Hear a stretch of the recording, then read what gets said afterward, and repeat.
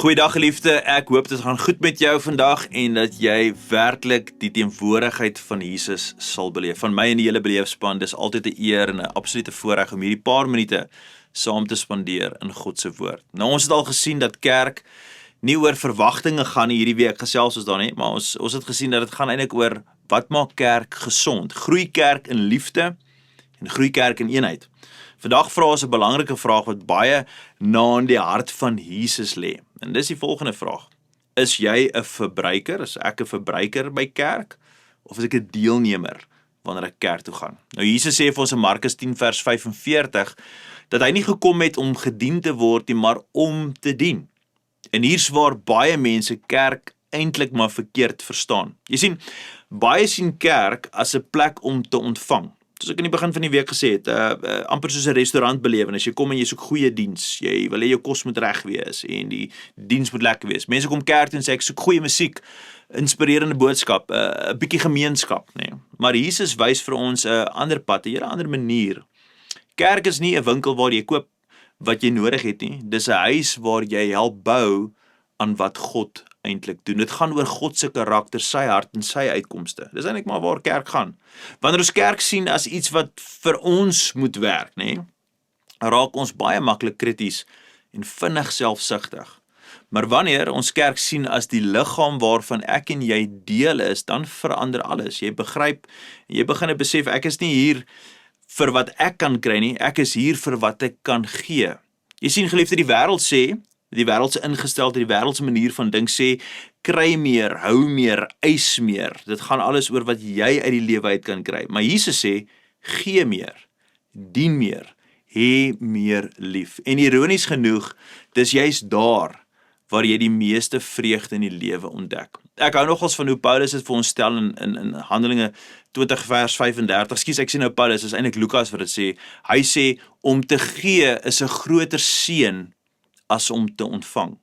Wanneer jy dien, geliefde, gee jy God toegang om jou hart sag te maak, jou karakter te vorm en jou geloof eintlik te verdiep. Nou as ek jou iets reguit kan vra, nê, as ek reguit op die man af, wat is jou grootste geestelike groei, nê, of wat as jou grootste geestelike groei nie lê in wat jy hoor elke Sondag nie, maar in wat jy doen met wat jy hoor. Nee, jy sê wat jy hoor nie, dis wat jy doen met wat jy hoor. Het jy dalk onbewuslik, jy besef dit nie eers nie, as gevolg van die manier hoe die wêreld maar werk, 'n verbruiker geword in jou plaaslike gemeente. En dan wat beteken dit vir jou om weer 'n deelnemer te wees, om te groei uit daai raamwerk uit, nee? om Jesus se hande en sy voete te word. Wanneer ons begin leef soos Jesus met 'n hart om te dien, word kerk nie net 'n plek waar ons kom nie, maar dit word 'n beweging waarvan ons deel is. En daai maak my eintlik so opgewonde. En dis waar ware vreugde begin. Wanneer jy en ek sien hoe Christus deur ons werk in ander se lewens. Nou môre gesels ons oor iets ongeloofliks mooi en dit gaan alles oor hierdie, hoe God jonk en oud saam gebruik om aanbidding gesonder te maak en al 'n anderste tipe uitdrukking. En ek hoop regtig jy sal dit nie wil mis nie en inskakel saam met ons om te hoor hoe lyk generasie aanbidding en hoe lyk daai uitdrukking in die kerk. Maar vir nou, kom ons bid saam. Hemelse Vader, ek dank U vir U liefde vir ons lewens en ek dank U dat U in en deur ons lewens werk. Here, mag ons opdaag op Sondag nie om verbruikers te wees nie, maar om werklik deelnemers te wees. So ek vra Here dat U in ons hart en ons gedagtes sal kom werk om ons sensitief te maak vir waar ons opdaag en ons het 'n bietjie die eie ek wat ons dryf. Wat kan ek kry? Wat kan ek hoor? Wat het ek nodig? Teenoor Here, wat kan ek bring? Wat het U nodig? Here, kom maak ons bewus van hierdie ingesteldheid, kom groei ons op hierdie wyse, en kom rek en verdiep so ook ons geloof.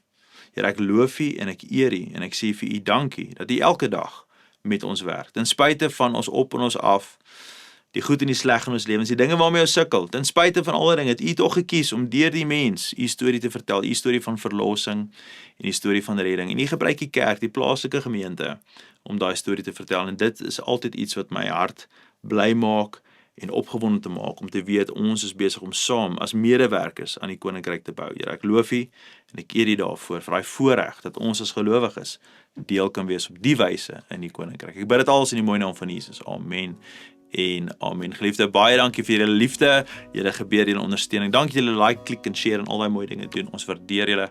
Gaan in vrede. Totsiens.